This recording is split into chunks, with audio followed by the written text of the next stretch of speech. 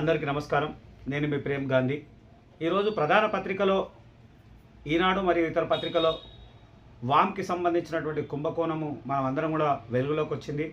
దాన్ని ఆర్యవైశ్య చైతన్య పోరాట సమితి అట్లాంటి దాన్ని తీవ్రంగా ఖండిస్తూ ఉన్నాము. వామ్ బాధ్యత వహించి ఎవరైతే బాధితులు ఉన్నారో ఆ బాధితుల పక్షాన ఖచ్చితంగా ఆర్యవైశ్య చైతన్య పోరాట సమితి ఫైట్ చేయడానికి సిద్ధంగా ఉన్నాము.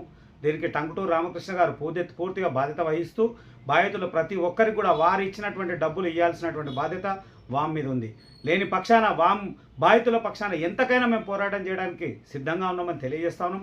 ఎవరైతే బాధితులు ఉన్నారో వారు డైరెక్ట్గా మమ్మల్ని కూడా సంప్రదించవచ్చు. డైరెక్ట్ నన్ను కూడా మీరు సంప్రదించవచ్చు.